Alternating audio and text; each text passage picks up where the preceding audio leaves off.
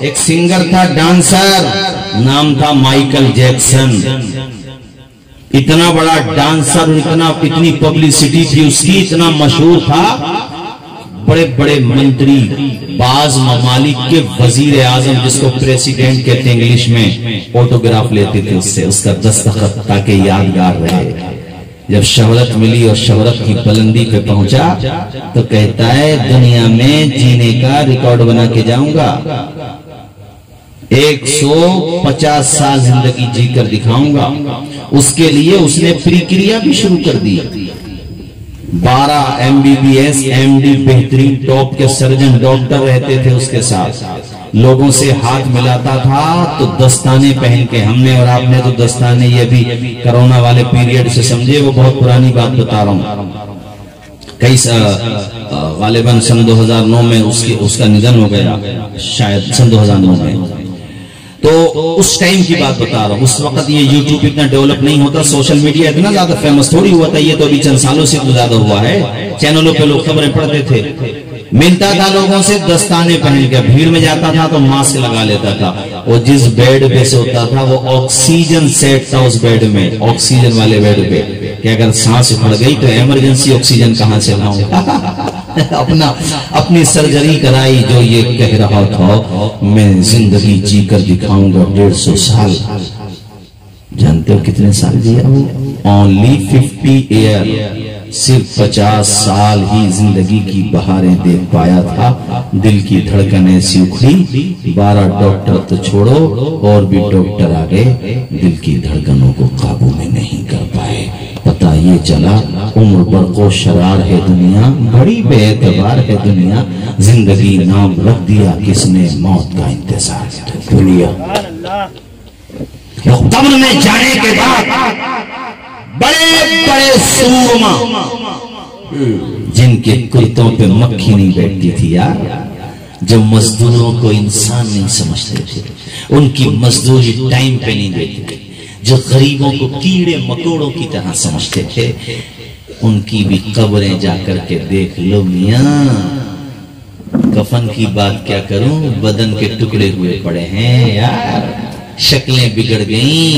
یہ جو لیمینیشن ہے، اوپر کا لیمینیشن بولتے ہیں، کیا بولتے ہیں اس کو یار، اوپر کی جو پیکنگ ہے، یہ تو شروع کے چند مہینوں میں نپٹا دیتے کیڑے مکوڑے. وہ جو ہڈیاں تھیں وہ بھی بکھرے، ٹانگ کی ہڈی کہیں پڑی ہے، ریڑھ کی کہیں پڑی ہے، سر کہیں پڑا ہے، دھڑ کہیں پڑا ہے. حقیقت روبرو ہو تو اداکاری نہیں چلتی، خدا کے سامنے بندوں کی مکاری نہیں چلتی. تمہارا دبدبا خالص تمہاری زندگی تک ہے، کسی کی قبر میں جا کر زمینداری نہیں چلتی. کیا بات. کوئی گل باقی رہے گا نے چمن رہ جائے گا. پڑھ لیجئے، میں تقریر ختم کر رہا ہوں. کوئی گل باقی رہے گا نے چمن رہ جائے گا. کوئی گل باقی رہے گا نے چمن رہ جائے گا. پر رسول اللہ کا دین حسن رہ جائے گا. ہم سفیروں باغ میں ہیں کوئی دم کے چہ چہے. ہم سفیروں باغ میں ہیں کوئی دم کے چہ چہے. بلبلیں اڑ جائیں گی سونا چمن رہ جائے گا. اطلس و کم آپ کی پوشاک پہ نازان ہو.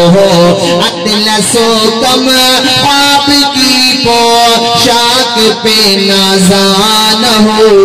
اس تنے پہ جان پہ خالی کفن رہ جائے.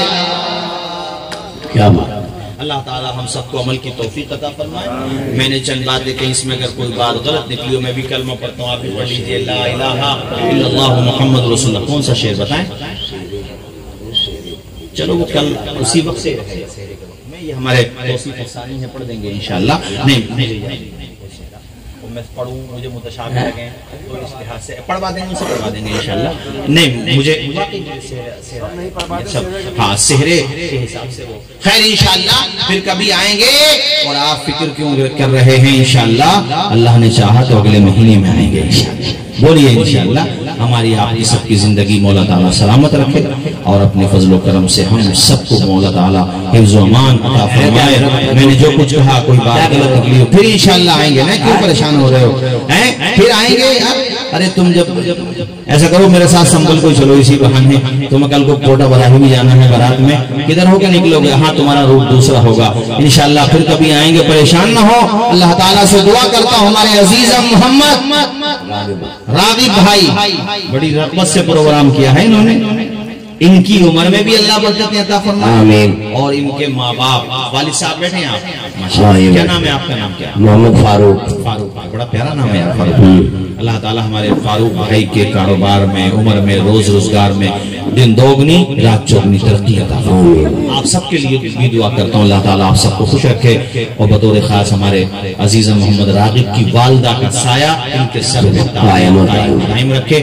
آمین. وآخر دعوانا ان الحمدللہ رب العالمین. السلام علیکم ورحمۃ اللہ وبرکاتہ. آجو بھی توصیف حسانی صاحب ان کا نام بھی میرے نام پہ ہے. آ جاؤ سنا دو ماشاءاللہ.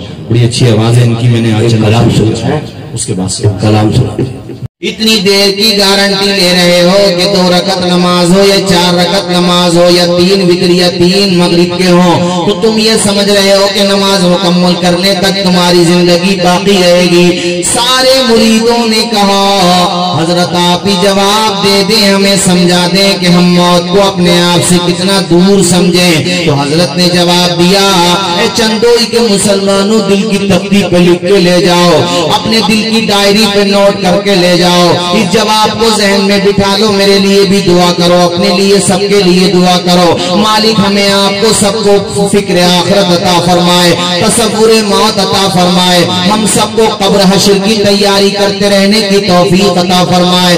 بڑی تیزی کے ساتھ زندگی کی برف پگھل رہی ہے, ہم موت کی طرف بڑھ رہے ہیں. جو بھی وقت گزر رہا ہے, لمحہ گزر رہا ہے, جو بھی دن گزر رہا ہے, ہم زندگی کے قریب نہیں ہو رہے ہیں, زندگی ختم ہو رہی ہے, موت کے قریب ہو رہے ہیں. اے میرے ساتھیوں تصور کرو, پہلے ماں کی گود میں تھے, پھر بچپن میں بڑھتے چلے گئے, 10 سال کے ہو گئے, یہاں تک کہ لڑکپن کا زمانہ آ گیا, جوانی آ گئی, پھر 30 35 36 سال کے ہوتے ہوتے بال سفید ہونا شروع ہو گئے, 40 کے ہوئے تو سر کے آدھے بال تقریباً سفید ہو گئے, اما 50 کے ہوئے تو پورے ہی سفید ہو گئے. یہ زندگی کا بدلاؤ بتا رہا ہے, چینجنگ بتا رہی ہے. تو ہمیشہ کے لیے نہیں آیا, تیری طرح دنیا میں کتنے آیا کر کے چلے گئے, تو بھی قبر میں جا کر کے سو جائے گا, پیوند خاک بن جائے گا. اے میرے ساتھیوں, بزرگ نے جو جواب دیا اس جواب کو دل کی ڈائری پہ نوٹ کر لو. اللہ کے ولی نے ارشاد فرمایا اپنے مریدوں سے, اے میرے مریدوں, مجھ سے محبت کرنے والوں, موت کو اتنا قریب سمجھو, یہ سمجھو کہ ایک طرف جب سلام پھیر رہے ہو تو اس بات کی گارنٹی نہیں کہ دوسری طرف بھی سلام پھیر پاؤ گے یا نہیں. بالکل صحیح, حق بات, حق بات. اتنی مختصر ہے حضرت زندگی اور موت کا. ہم نے شادی کے پروگرام میں آخر میں موت کا ذکر اس لیے کیا کہ خوشی میں موت کو مت بھلا بیٹھنا. بے شک. کئی مثالیں دی میں نے تمہیں جنہوں نے موت کو بھلایا, انجام کیا ہوا. چونکہ جو اکڑتا ہے خدا اسی کو پکڑتا ہے.